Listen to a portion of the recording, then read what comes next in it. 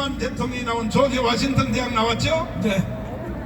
아니 그래서 조지 워싱턴 대학까지 나오시면서 왜 이승만을 말이야 못 살려냅니까 도대체 박사님이? 아니, 이제 살려냅니다. 아, 이제 살려내요? 이제 윤석열 대통령이 네.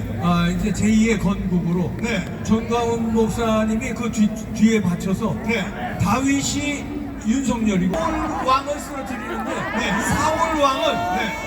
누구겠습니까? 네. 문재인과 이재명, 요 김정은, 네. 요 푸틴, 네. 시진핑 네. 이런 공산 세력을 네. 통칭해서 네. 사울 왕으로 아주 네. 요거를 다윗이 네. 골리앗을 깨부시듯이 지금 골리앗은 주사파 애가 점령한 언론, 그다음에 민노총 등등 뭐 전교조 등등이 엄청난 세력이거든요. 아니 조금 전에 제가 이승만 기념관을 선포를 했지 않습니까? 네. 2019년도에 이거 잘못됐나요? 당연히 해야 되는 거를. 그리고 윤석열 진짜. 대통령이 지금 이루어 줬잖아요. 네. 여기 대하여. 그러면 같은 조지 워싱턴 대학, 이승만 대학에 나오신 분으로서 책임지시고 이제 국민들에게 반드시 이승만을 살려내는 연설 한번 짧게 한번 해주시죠. 네. 아이고, 지금 여의도에도 이만큼 모였습니다, 여러분. 여의도에는 지금 맞짱을 뜨고 있는데요. 좌파들도 어느 정도 모였는데 우파들, 자유대한민국을 수호하는 분들이 더 많이 모였습니다. 박수 한번 주세요.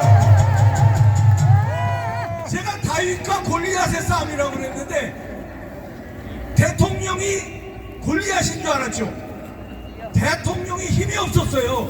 그래서 왜 힘이 없냐? 부정선거를 진작부터 알았는데 후보 때 알았다는 거를 이준석이가 실토했습니다. 후보 때 부정선거 때려잡겠다고 하니까 이준석이가 미쳤다고 그랬대요. 그걸 며칠 전에 폭로했습니다. 그때부터 부정선거를 윤 대통령이 밝히려고 그랬는데 법원에서 영장을 안 내주니까, 왜냐면 증거를 잡으려면은 포렌식으로 서버를 잡아야 되는데 서버를 못 잡게 하잖아요. 그래서 참다 방법을 강구하다가 돌팔매로 골리앗을 깬 겁니다. 이게 다윗이 계엄이 돌팔매입니다. 이제 잡았습니다. 3시간 20분 동안에 제 추측입니다. 이거는 3시간 20분 동안에 방청대 선수들이 중앙선관위의 서버를 털었습니다.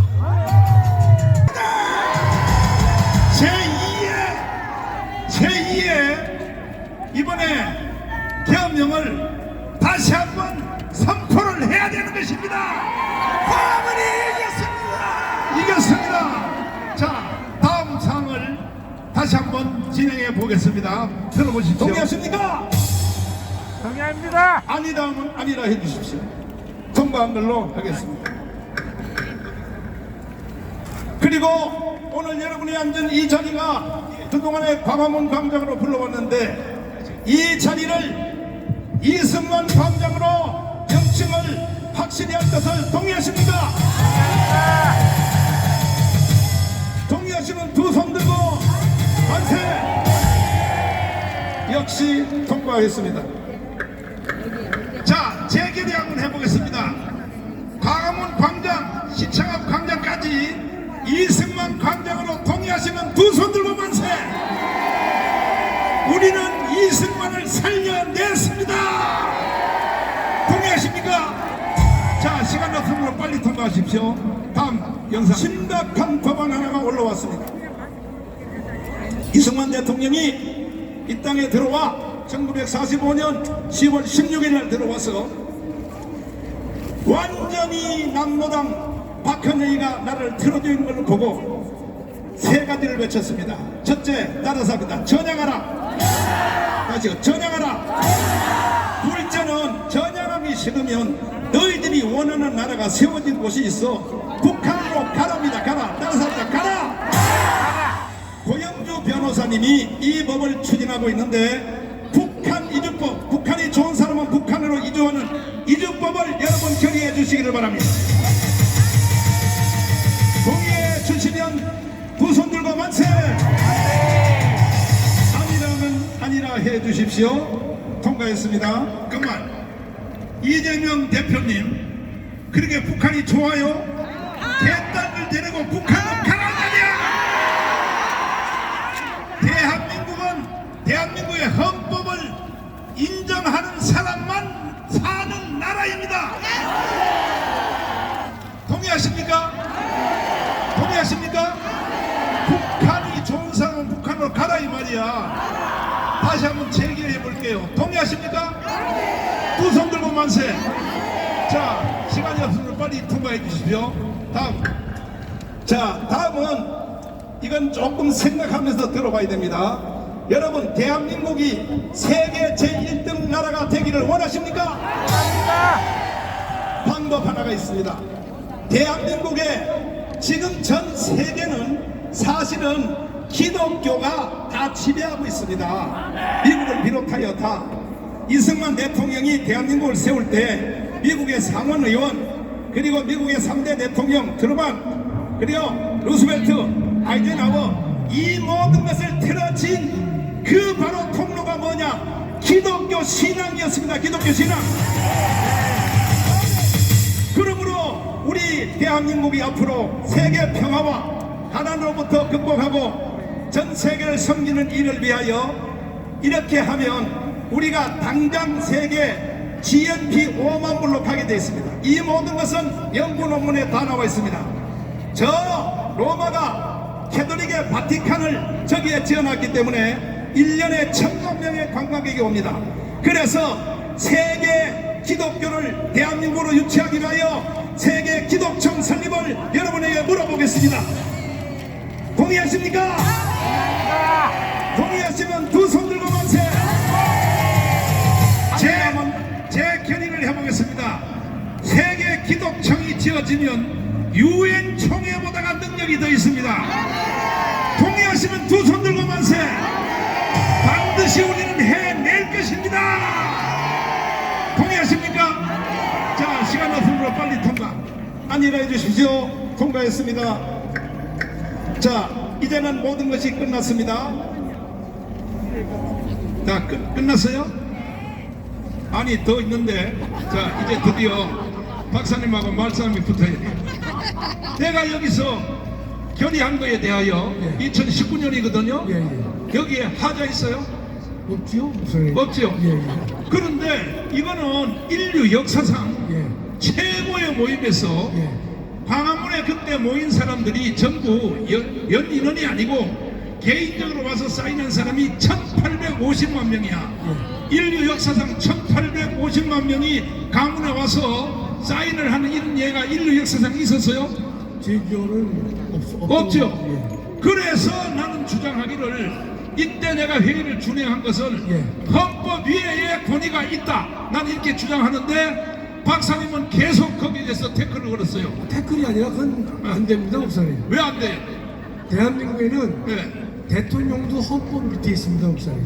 그렇죠. 대통령도 헌법 밑에 있는데 목사님의 저 결의 내용은 우리 대한민국 살리기 위해서 내리신 좋은 훌륭한 결정이지만 그 결정이 헌법 위에 있을 수는 없다. 그럼 내가 물어볼게요.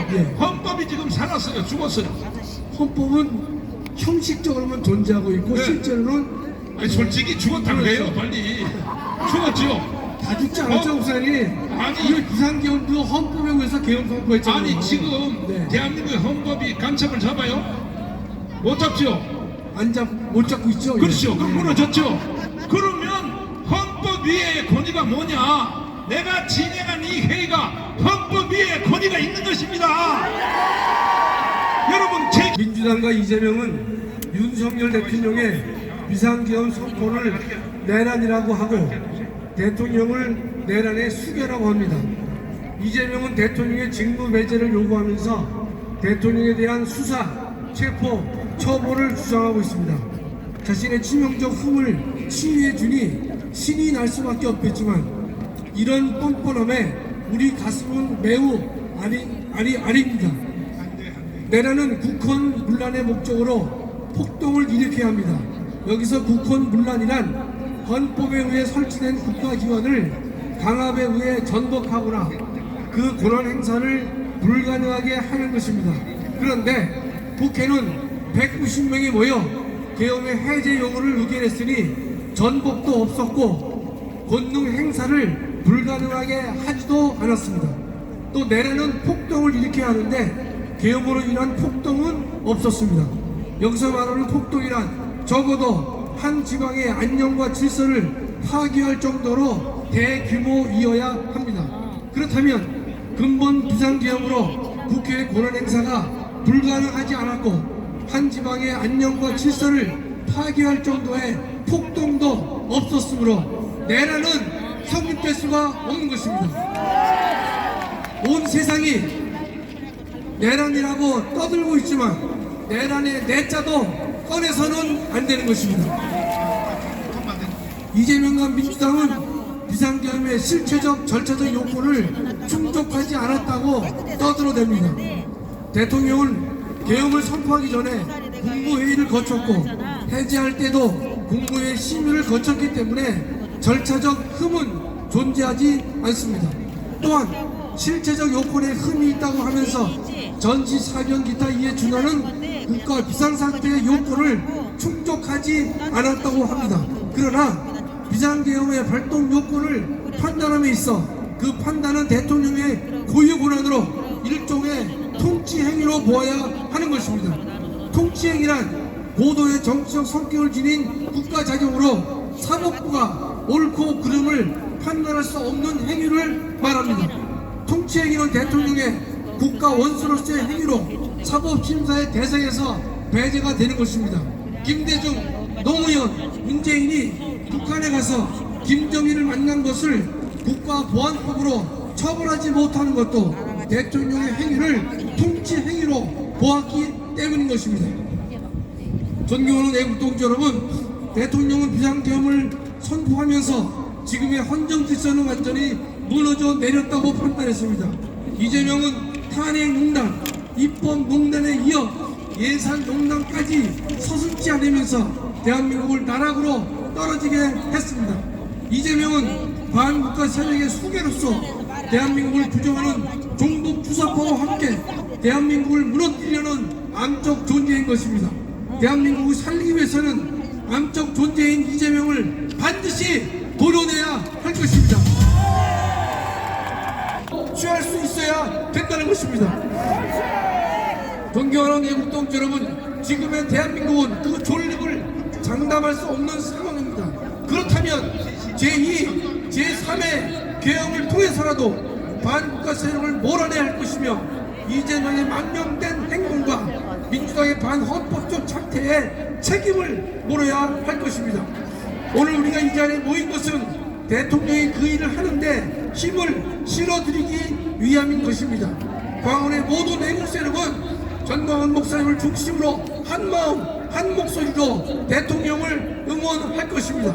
우리는 국가와 사회를 바르게 세우기 위한 것이라면 풀의 꽃에 불과한 우리의 목숨과 아침 안개에 불과한 우리의 생명을 바칠 용의가 있음을 5천만 국민 앞에 천명하는 바입니다. 감사합니다. 저는 대통령으로서 피를 토하는 심정으로 국민 여러분께 호소드립니다. 지금까지 국회는 우리 정부 출범 이후 22건의 정부 관료 탄핵 소추를 발의하였으며 지난 6월 22대 국회 출범 이후에도 10명째 탄핵을 추진 중에 있습니다. 이것은 세계 어느 나라에도 유례가 없을 뿐 아니라 우리나라 건국 이후에 전혀 유례가 없던 상황입니다. 판사를 겁박하고 다수의 검사를 탄핵하는 등 사법 업무를 마비시키고 행안부 장관 탄핵, 방통위원장 탄핵, 감사원장 탄핵, 국방장관 탄핵 시도 등으로 행정부마저 마비시키고 있습니다.